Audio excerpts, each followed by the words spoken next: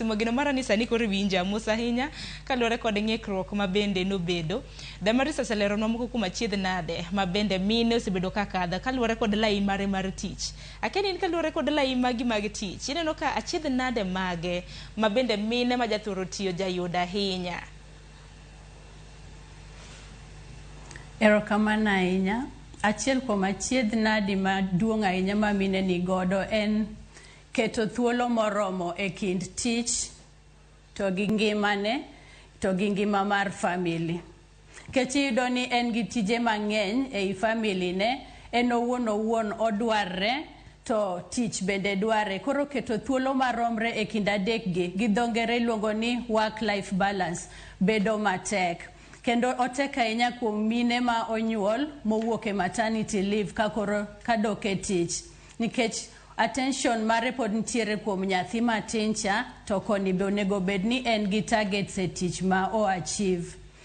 Koro iyudo ka kuonde moko to onge workplace flexibility moro ma onyalo tiyo matin to doko dhodho nyathi kata otiyo remotely, otiyo e ot.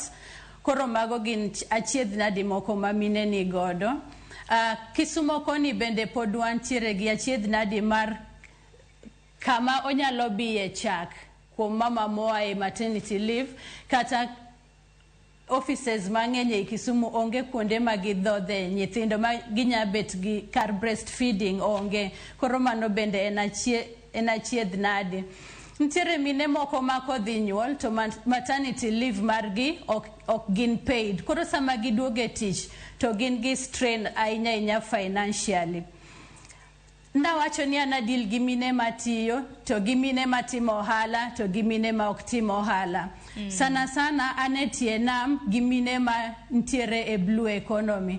Ibo yudo ni mine ma uso rech kata ma pidho rech gi cages, ponds, nigi achiedh nadi mang'eny nikech piemruok kata kwede mantiere kindgi gi chuo. Ibo yudo ni nyaka ng'ama mama bed gi jaboya, kore kobo yudo rech e yo mayot kogole nam kodhi uso. To mano osemiyo mine mang'eny obet gi tuoche, kendo en gima osechando families mang'eny. Omiyo pod warango kaka wanyalo tieke, watego mine mondo gibed motegno, gine kaka ginyalo neno gini ginyatimo kendgi ma giyud rech kendgi ma ok ochuno nyaka gidhi through jaboya. Kendo ntiere migepni kaka African Enterprise Challenge Fund ma empower mine in blue economy mondo mine obed gi lony makare e yor ohelni magitime tie nam. Mine kadho through a lot. Ntiere gender based violence ma bende mine kadhe. Maeto mine matiyo kadhe, mine ma ok ti kadhe, mine mantiere ohala. Omiyo mano be en achiedh nadi maduong'. To akwayo mine ni kik giling kata ka ji en jirande kata ka en. Nitiere migepni kaka Crew Kenya ma handle mago. Omiyo gi report to gibedo protected. But joma chuo bende wakwayo ni o protect mine. Omiyo wan gi male champions ma omi lony makende mar wuoyo gi chuo wetegi mondo giwe chando kata giwe ketho ratiro mag joma mine to gi nyithindo be. Erokamano. Judi kana muna kapod antiere kuomi kanye kaunti ma Kisumo. Iwacho ni utiego mine, ahinya mine ma bende nulose ma samoro dhi kose loop tika rech kanyo, ma bende samoro aneno ka they are taking advantage of gi dho ngere. Akeni utiego gi nade?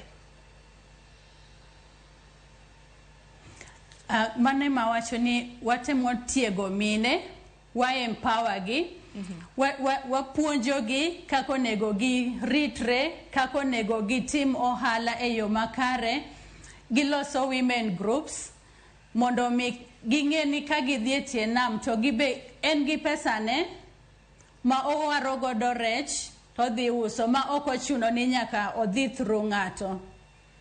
Erokamano ahinya kanye lero kendo ka gintiere grube to koro dede mbele ka gitiyo kaka groups to yot nikech seche ma giromo to they encourage one another, gipuonjre, omiyo kelo tich mayot. But ahinya akwayo migepni mamoko, asewacho migawo achiel African Enterprise Challenge Fund, pod akwayo government, takwayo migepni moko mondo okony joma mine mantiere tie nam, gimigi rech mondo gipidh rech nikech sani gima chando mine ahinya be rech orumo e tie nam. Wan e dho pi, wan e dho Lake Victoria, to ka wadhi manyo rech to wayudo rech matindo tindo, rech madongo dongo mwanyalo dhi uso mondo miwa pesa. Wane kaka waritre godo, warito go nyithindwa, warito go chuo mwadak godo, en problem.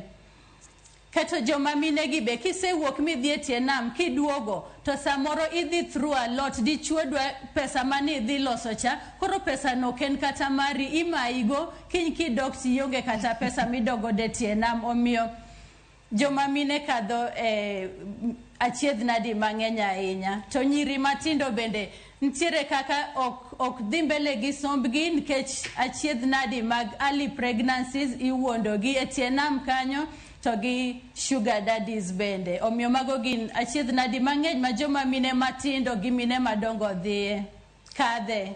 Erokamano ahinya. Te en adiera makende nikech kata